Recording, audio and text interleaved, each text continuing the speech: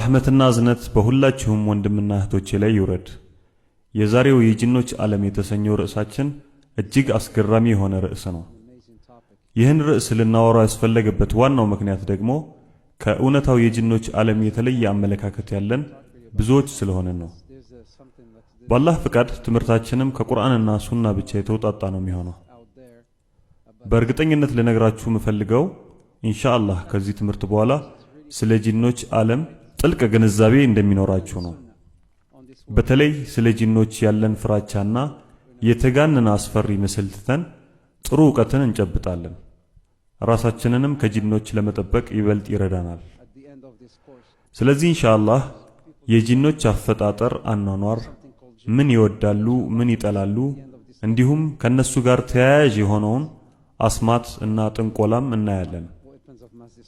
አንድ ሰው ሲህር ወይም ጥንቆላ ሲደረግበት በምን ማወቅ ይችላል? እንዲሁም ከአስማትና ከተለያዩ ጥንቆላና የሲህር አይነቶች እንዴት ከነዚህ ሁሉ መጠበቅ ወይም መፈወስ እንችላለን? በዛሬው ትምህርታችን ተካቷል። ከዚህ ጋር ተያይዞም ስለ የሰው አይን እናወራለን። ከሰው አይን እንዴት ራሳችንን እንደምንጠብቅም ጭምር። ርዕሳችን በጣም ሰፊና ብዙ የምናወራበት ቢሆንም ጠቅለል ባለ መልኩ ላቀርበው ሞክራለሁ ኢንሻአላህ። ከዚህ ሁሉ በፊት ግን አጭር የቪዲዮ ምስል አሳያችኋለሁ። አስፈሪ አይደለም፣ አጭርና አስደናቂ ነው። እስኪ አብረን እንየው። Nothing scary. Nothing really, just a little video just to put things into perspective. Could you shoot that please? عندما يتحدث الجن من ጅኖች በታማሚ አካል አድረው ሲያወሩ የታማሚውን ድምጽ ይዘው ያወራሉ ወይስ የራሳቸው ድምጽ ይወጣል? ብዙ ጊዜ ወንዱን ሴት ጅን ትይዘዋለች፣ ሴቷን ደግሞ ወንድ ጅን ነው የሚይዛት ይባላል። ያልከው ሁሉም ሊከሰት ይችላል። አንዳንዴ በወንድ ያወራል፣ ሌላ ጊዜ ደግሞ በሴት ወይም በህፃን ድምጽ ሊያወራ ይችላል። አንዳንዴም እንደ ውሻ ይጮሃል፣ ሌላ ጊዜ እንደ አህያ ያጓራል። የአላህ ሥራ ድንቅ ነው። ብቻ ይህ ሁሉ ሊከሰት ይችላል። ከአንዲት ህፃን ሴት ልጅ ላይ እርሶ ስላወጡት ጨርቅና ከሱ ጋር ተያይዞ ስለ ጅን የሰማሁት ነገር አለ። ጨርቁን እኔ አይደለሁም ያወጣሁት፣ በራሱ ጊዜ ነው ያወጣው። እሺ ችግር የለውም። እንዴት እንደሆነ አጋጣሚውን ይንገሩን። እሺ እንዲያውም አጠገቤ በመኖሩ ላሳይህ እችላለሁ። የዚህን ጨርቅ ታሪክ በዓለም ላይ ለሚገኙ ዶክተሮች ወይም የህክምና ባለሙያዎች ባሳያቸው፣ እናም ይህ ጨርቅ ከአንዲት ከ13 እስከ 14 የዕድሜ ክልል ላይ ከምትገኝና ካላገባች ሴት ማህፀን የወጣ መሆኑን ብናገር እርግጠኛ ነኝ ማንም አያምነኝም። አስገራሚው ደግሞ ይህ ጨርቅ ከወጣም በኋላ ይህች የ13 ወይም የ14 ዓመት ልጅ ልጃገረድነቷ አልተለያትም። ይህን የሚያህል ጨርቅ ከማህፀኗ መውጣት ከተፈጥሮ ውጪ መሆኑን ያሳያል። ይህ በማንም የሰው ልጅ ላይ ያልተከሰተና ያልተለመደ አስገራሚ ገጠመኝ ነበር። ከዚህ ቀደም ዜናውን ስሰማ ከልጅቷ የወጣው ጨርቅ በእጆ ከያዙት ጋር የተለየ ሆነብኝ። ይህ የተለየ ነው? በርካታ ነው ወንድሜ፣ ላሳይህ እችላለሁ። ተመልከት። ይህ ሁሉ ነው። ተመልከት። ይህ ሁሉ ከአንዲት ሴት ልጅ ላይ የወጣ ነው? አዎ፣ ይህ ሁሉ ከአንዲት ሴት ልጅ የወጣ ነው። ነገር ግን በተለያየ ጊዜ የወጣ እንጂ በአንድ ጊዜ የወጣ አይደለም። ዛሬ እናቷን አግኝቻት ነበር። የመጨረሻው ጨርቅ እንደወጣ ነው የነገረችኝ። ይህ ሁሉ ሲሆን በልጅቷ ላይ የተፈጠረ አንዳችም ችግር የለም። ይቅርታ ሼህ፣ አሁንም ይህች ልጅ ልጃገረድ ነች? ጥራት ለዓለማት ጌታ፣ የአላህ ሥራ ድንቅ ነው። ቅድም እንደገለጽኩልህ ይህች ልጅና ገጠመኛውን መቼም የምረሳው ገጠመኝ አይደለም። እጅግ የሆነ ተአምር ነው። ሼህ ሙኒር፣ ይህች ልጅ በምን ምክንያት ነው ይህን ሁሉ ስቃይ የምታስተናግደው? በጂኒ በመያዟ ነው። ይህ ጂኒ የተለያዩ ትንንሽ ማስታወሻዎችን አያይዞ ይልክ ነበር። ለምሳሌ ይህች ልጅ ፈጽሞ ትዳር መመስረት አትችልም፣ የወደፊት ተስፋዋ የጨለመ ነው፣ የመሳሰሉ የማይረቡ ጽሑፎች የያዙ ማስታወሻዎችን ይልክ ነበር። አላህ ይጠብቀን። So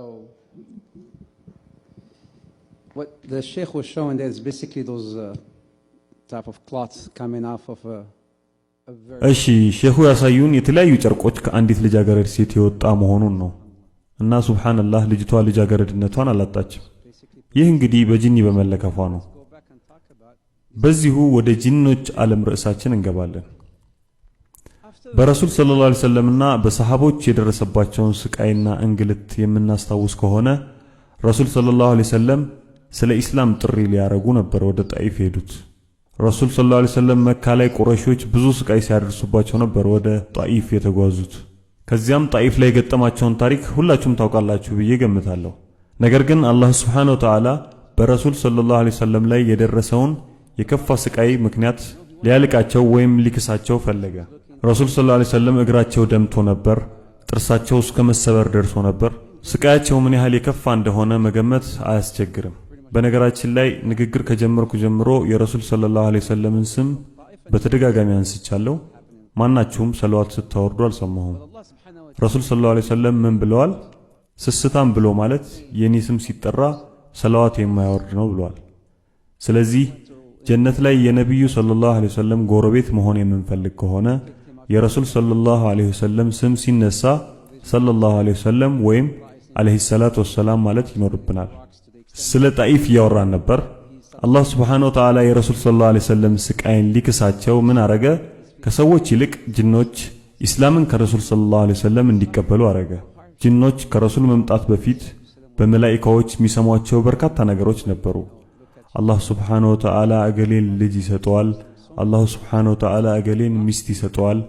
ይህንና የመሳሰሉ ወሬዎችን ሰምተው ለማን ይነግራሉ? ለጠንቋይ ተብለው ለሚጠሩት ወይም ለትንበያ ለሚተነብዩ ይነግሩ ነበር። በዚህ ምክንያት ሰዎች በእነዚህ ጠንቋይ ተብለው በሚጠሩት ላይ እምነት ያሳድራሉ። ነገር ግን ይህ ሁሉ ከረሱል ሰለላሁ ዐለይሂ ወሰለም መምጣት በኋላ ቆመ ወይም ተቋረጠ። ጂኖች ከመላእክቶች የሚሰሟቸው መረጃዎች ቆሙ። በቁርአን የተጠቀሰ እንዲሁም በቡኻሪ ሐዲስ የተዘገበው አብደላህ ኢብኑ መስዑድ ከረሱል ሰለላሁ ዐለይሂ ወሰለም ጋር ሆነው አብደላህ ኢብኑ መስዑድ በተቀመጡበት ረሱል ሰለላሁ ዐለይሂ ወሰለም ትንሽ ተጓዙ። ከተወሰነ እርምጃቸው በኋላ ኢብኑ መስዑድ ረሱል ሰለላሁ ዐለይሂ ወሰለም በተለያዩ ፍጡሮች ተከበው ከእይታቸው ሲሰወሩባቸው አብደላህ ኢብኑ መስዑድ ወደ ረሱል ለመጠጋትና ምን እንደከበባቸው ለማየት ተነሱ። ረሱል ሰለላሁ ዐለይሂ ወሰለም ግን ባሉበት እንዲቆዩ የእጃቸውን ምልክት አሳዩአቸው። በእርግጥ ለአብደላህ የታዩአቸውና ረሱል ሰለላሁ ዐለይሂ ወሰለምን ከበው የነበሩት ልዩ ፍጡሮች ጂኖች ሲሆኑ ኢስላምን ስለመቀበል ከረሱል ሰለላሁ ዐለይሂ ወሰለም ጋር እያወሩ ነበር። ሻም ውስጥ ሙሰይቢን በተባለች ከተማ ነበር ይሄ የተከሰተው። ጂን ማለት ምን ማለት ነው? ስለ ጂኖች ከማውራታችን በፊት በጂኖች ላይ ላለኝ ግንዛቤ የረዱኝንና የጠቀሙኝን መረጃዎች መጥቀስ ይኖርብኛል። አንደኛውና ዋነኛው ድጋፍ የሆነኝ መጽሐፍ ሸይጣንና ጂን በቁርአንና ሐዲስ እይታ የሚል በሼህ ዑመር አልአሽቀር የተጻፈ በጣም ግሩም የሆነ መጽሐፍ ነው። ሌላኛው በሼህ አብዱሰላም ባሪ የተጻፈው ከጂንና ከሸይጣን ለመጠበቅ የሚል ርዕስ ያለው ግሩም መጽሐፍ ነው። ሶስተኛውና ማራኪው መጽሐፍ ኢንተርቪው ዊዝ ዘ ጂን ወይም ከጂን ጋር የተደረገ ቃለ መጠይቅ የሚል ርዕስ ያለው መጽሐፍ ሲሆን በጂን የተያዘን ሰው ሩቅያ ወይም በቁርአን እገዛ ጂንን ማስወጣት የሚያረጉ ሰዎች ጂኖችን የሚጠይቋቸው ጥያቄዎችና ጂኒውም በታማሚው አንደበት የሚሰጠው ምላሽ ያካተተ ግሩም መጽሐፍ ነው። ጂኖች እንዴት ሊያወሩ እንደሚችሉ፣ የሰውን ልጅ እንዴት ሊይዙ እንደሚችሉና ሌሎቹንም በዚህ ፕሮግራማችን ላይ እናያለን ኢንሻአላህ። ጂን ማለት ምን ማለት ነው?